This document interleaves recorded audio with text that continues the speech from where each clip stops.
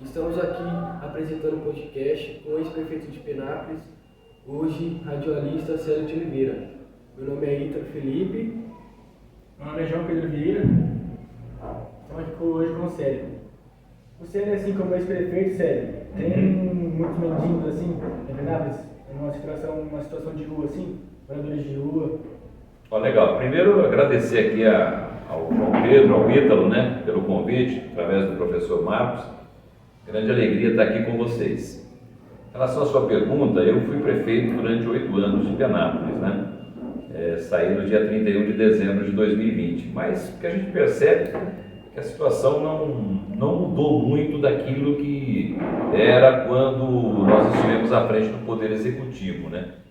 A questão não é nem a questão de números, né? Nós temos aí, eu diria a você, que um público aí de 20 a 30 pessoas que vivem em praças da cidade, em ruas da cidade, normalmente em praças, né? Eles se concentram no bairro Aparecida, naquela praça da igreja da Vila Aparecida, e aqui no Jardim Dourado, na Praça Chico Mendes, onde existe uma concentração maior. Nós, quando fomos prefeitos, né, só para você ter uma ideia, João e Ítalo, e todos que acompanham aqui esse podcast, nós acabamos com uma baia, né? Na realidade era uma baia que tinha dentro do recinto de exposições, e essa baia, que na verdade era para cavalos, para animais, ela acabava sendo ocupada por esses moradores. Eles acabavam indo, a gente não chama nem de mendigos, né? São pessoas que acabaram optando em morar na rua, em viver na rua. Mas normalmente, eu acho que vai ser uma sequência de perguntas aí, normalmente são pessoas que possuem famílias. 90% de quem está na rua tem família, mas faz uma opção de vida de ir para a rua. Ir para a rua, assim. Você, assim, como prefeito, você acha que tem uma solução? Um ex-prefeito, assim, você acha que tem uma solução para eles? Olha, é uma coisa difícil, porque isso envolve uma questão da família, né? Envolve uma questão que a família normalmente acaba querendo abrigar, mas há uma resistência por parte desse próprio. É interessante isso daí, dessa própria pessoa. A pessoa faz uma opção de ficar na rua. Por quê? Porque dentro de casa, normalmente, você tem regras, né? A regra ali para você se alimentar, você tem que tomar um banho. Normalmente, quem está ali dentro não vai deixar você consumir bebida alcoólica, né? O consumo de droga não vai ser permitido. E essa pessoa, às vezes, ela quer se afastar. Então, a maioria dos casos que eu posso dizer para vocês com toda certeza, que a gente tem em Penápolis, as pessoas elas possuem família, mas elas não querem viver com a família, elas não querem viver na família com as regras que a gente tem, por exemplo, dentro de casa. Quais os projetos sociais que realmente funcionam assim em Penápolis? Então, na época, eu me recordo que a gente tentou fazer um trabalho junto a essas pessoas, mas eu vou dizer a vocês, é uma coisa muito difícil, é um desafio realmente que exige muito empenho por parte de todos. Nós tínhamos projetos sociais para fazer uma ocupação com esses moradores, mas é muito difícil, muito complicado, acabou não indo para frente, porque justamente esse comportamento é assim. Durante ali alguns dias, esses moradores acabam que, não vamos nessa, vamos dar aquele entusiasmo. Daqui a pouco isso esfria e volta aquela rotina. Na época da pandemia, inclusive, João e Ítalo e todos que nos acompanham, nós chegamos, para vocês terem uma ideia, a abrigar esses moradores em hotéis da cidade. O governo mandou recurso, era possível a gente alocar essas pessoas que passavam frio na rua, que passavam fome. A gente chegou a abrigar em hotéis aqui da cidade. Eles tinham café da manhã, eles tinham alimentação, eles tinham pouso. É uma coisa bem legal. Só que assim, isso durou assim, o pessoal começou com um número, daqui a pouco foi baixando. Por quê? Porque ali também existiam regras. E normalmente essas pessoas, lamentavelmente, elas não querem viver sob o efeito ali de ter regras. Eles querem ter uma certa liberdade, que no convívio normal de uma sociedade acaba não acontecendo, não configurando. Assim, se dá o recurso para eles, só que eles pegam o recurso só para... Por incrível que pareça, os recursos vêm para você dar aquela qualidade de vida que as pessoas minimamente precisam ter, né? alimentação, um pouso decente, mas o que eles, não é que os recursos não são dados, não é dado o recurso na mão deles, mas os recursos eles devem ser aplicados pelo poder público em cima de um projeto. Os projetos eram desenvolvidos, mas eu vou dizer a você, é um dos grandes desafios que a gente não teve, foi difícil para a gente poder ter isso. Para você ter uma ideia, nós chegamos a encostar aqui na Praça Chico Mendes, aqui, que é vizinho aqui da escola. É uma praça bonita, nós remodelamos a praça, fizemos iluminação na praça, limpamos a praça, os moradores ali, colocamos uma academia ao ar livre para que as pessoas pudessem frequentar a praça. O que acontece? Eles acabavam ocupando esse espaço. Em determinado momento, nós tivemos até que tomar uma posição meio radical, de encostar um caminhão e recolher os colchões, recolher alguns pertences deles ali, para poder fazer com que eles se afastassem daquele ponto ali, porque na realidade a praça era para ser usada pela população de uma outra forma, para lazer, para entretenimento, né? E foi muito difícil. Aqui na Praça Chico Mendes, nós chegamos a fazer uma ação até, eu diria, radical. Na Praça da Vila Aparecida também. Encostamos caminhões, tiramos ali. Por quê? Porque a gente queria e gostaria que essas pessoas pudessem, meio que assim, vou dizer até para vocês, tentamos até meio que na marra, tentar ver se a gente conseguia incutir na cabeça deles a necessidade de eles participarem de uma forma mais efetiva na comunidade.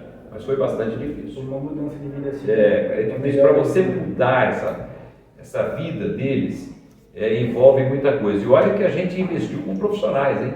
Psicólogo, assistente social, pessoal tentando conversar na área da cultura, tentando inserir de alguma forma, mas é muito difícil. Conselho, o SOS realiza um projeto há anos. Como que eles estão hoje?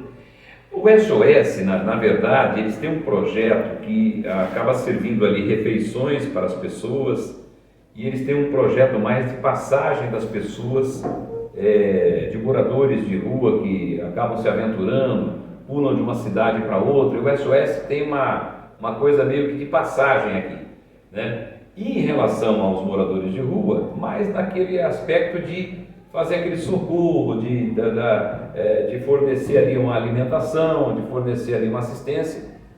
Mas o projeto do SOS, com relação pelo menos ao pouso, né? Os moradores frequentavam ali para poder repousar, passar a noite, pelo menos era um projeto que, na verdade, teve um pouco mais de êxito. É algo que eu acho que permanece até hoje. Quando eu fui prefeito, tinha essa situação lá no SOS e eu penso que deve permanecer até hoje. Mas dos projetos que a gente vê aí, esse do SOS, pelo menos, é aquele projeto que parece que eles se identificam um pouco mais. Para o SOS eles vão, mas é incrível, eles às vezes vão para lá, mas não querem ir para uma outra situação. E muito menos, pelo menos na minha época foi assim, eles queriam voltar para casa. Porque a maioria das vezes a gente conversava com as famílias expunham isso daí. E esse que eu acho que é o detalhe que poucas pessoas sabem. Aqui quem vive na rua, 90% dos casos de quem vive na rua aqui, esse é um dado importante. São pessoas que possuem família. As famílias estão ali, eles têm casa, eles têm um lugar para ficar. Às vezes, em alguns casos, eles são meio que deixados de lado pela família, porque a família já perdeu a paciência também. Na maioria dos casos, a família até quer, mas é eles que não querem.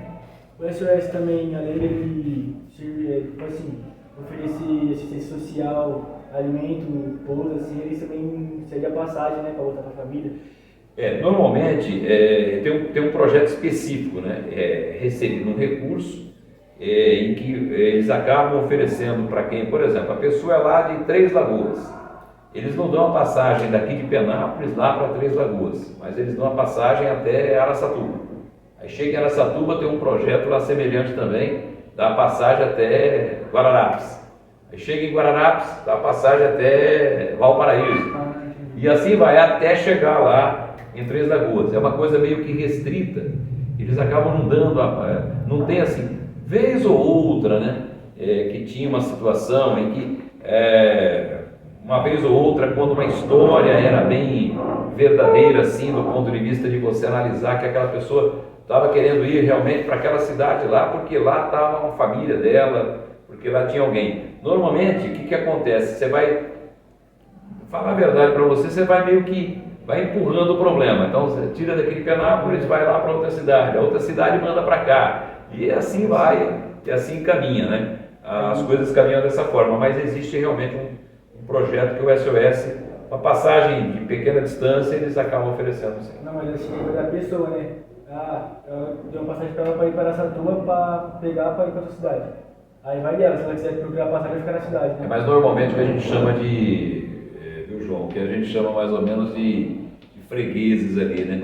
É aqueles fregueses que eles fazem dessa forma mesmo. Eles vão para uma cidade, eles ficam ali naquela cidade, ali aí eles voltam, aí eles caminham mais para frente. Tem pessoas que vão e voltam, se você conversar com o pessoal da assistência social aqui, tem pessoas que vão e voltam várias vezes no ano e vivem dessa forma, fazem a opção em trabalhar, em viverem dessa forma. Luciano, o governo federal realiza algum projeto nesse sentido?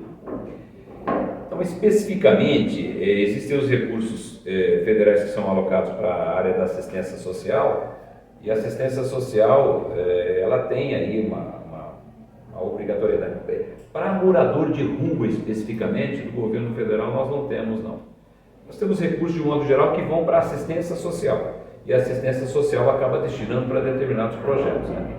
Então, no final das contas, acaba sendo o poder público, né?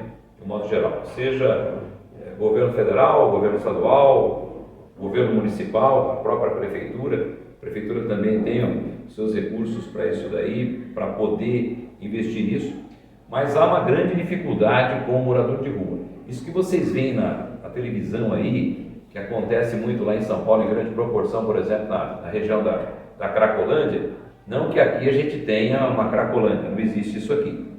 Aqui existem pontos, aqui 2 praças ou 3 praças que são ocupadas por essas pessoas que passam o dia fazendo o quê? Bebendo, né?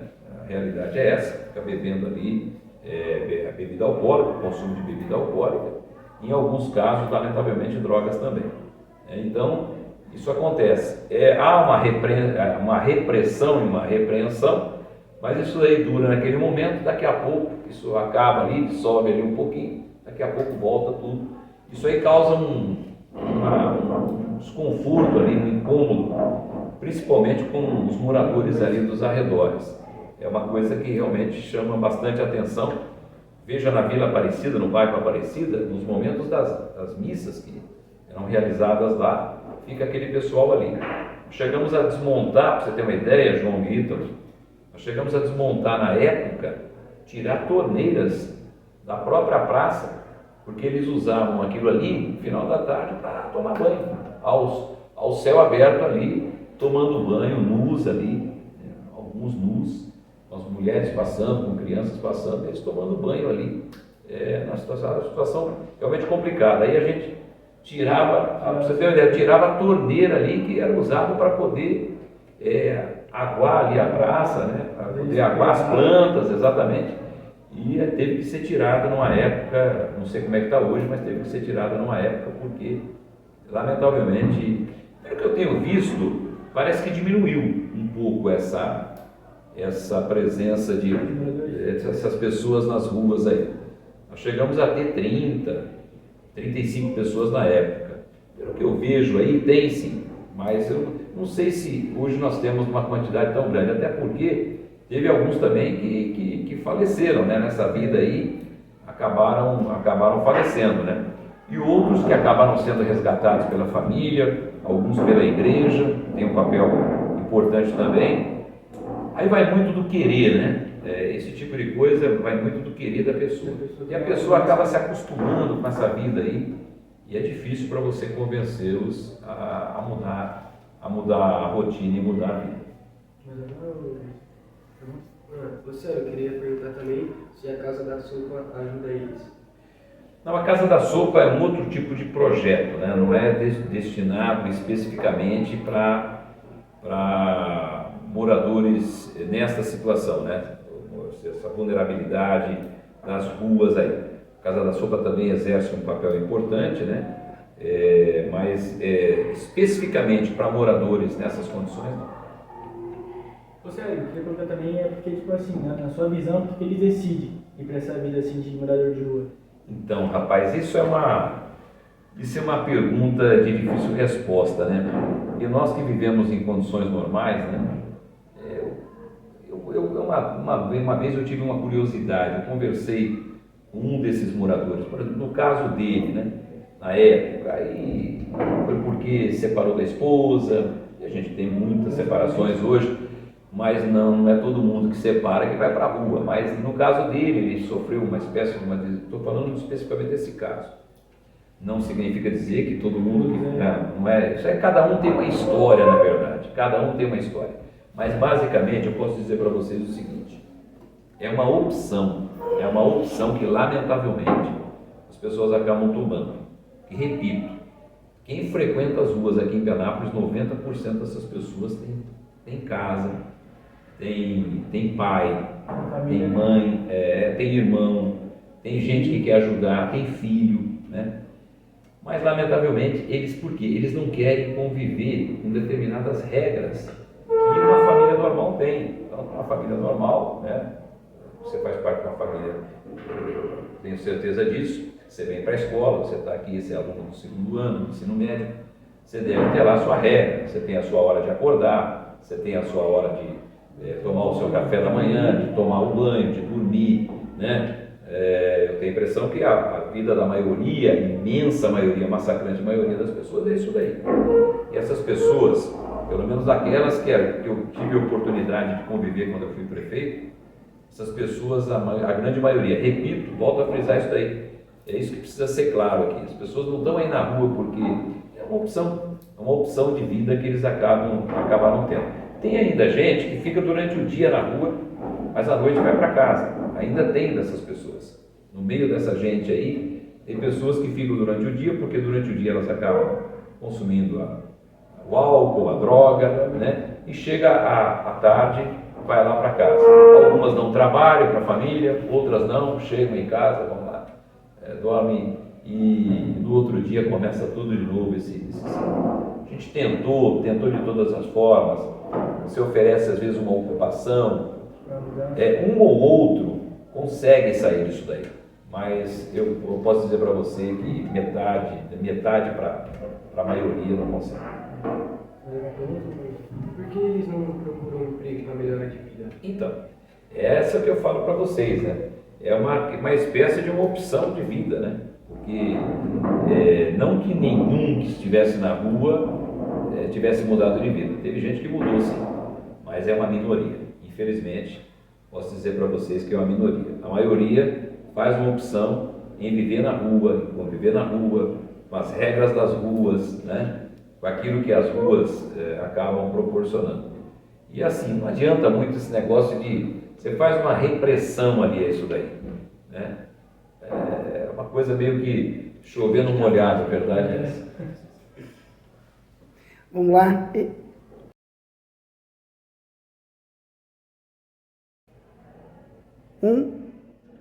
Já. Sério, então, para agradecer a sua presença aqui. Satisfação nossa. Fazer um podcast aqui com nós. Sou o João Pedro aqui, aluno da escola Luiz Anori. E ele é o Ítalo. Do segundo ano. Beleza, Ítalo. Estamos aqui para agradecer pelo convite, sério. Muito obrigado, viu? A satisfação é minha de ter estado aqui com vocês, o João, o Ítalo, né? Alunos aqui do segundo ano. Tenho certeza que isso vai ser importante para vocês. Eu acho que isso é importante, essa nova cara aí do ensino médio, né? Com todos os ajustes que precisam ser feitos, mas eu acho que é uma boa iniciativa. Agradecer ao professor Marquinhos aqui e agradecer a todos do Luiz Anori, né? Uma escola importante aqui de nossa cidade. Ela foi inaugurada aqui, eu me recordo, não sei bem ao certo o ano, mas eu acho que eu era vereador na época, quando eu era vereador ou estava para entrar como vereador. Eu fiz 4 mandatos de vereador. Essa escola aqui é importante, tem uma história toda aqui no Jardim Eldorado, né? Que foi o Jardim Eldorado é de 1988, né? Então eu tenho a impressão que a Luiza Nori deve ser uma escola começo de 90, 92, 93, é mais ou menos isso daí. Então é uma escola que tem uma história. E é uma satisfação ver dois jovens aqui, o João, o Ítalo, os que fazem parte do grupo também, me convidando para esse podcast, né, para esse bate-papo muito importante sobre um tema muito legal, eu acho que é relevante aí para a nossa sociedade. Obrigado aí pelo convite e estou sempre à disposição para poder estar aqui com vocês aí. Agora é o seguinte, né? Vocês conseguiram me arrastar para cá, agora tem que pedir para o Marquinhos lá. 10 aí agora, mano. Tem que dar um 10 aí. Aí, Um 10 aí, viu, Marquinhos? Os meninos foram bem. Aqui, ó.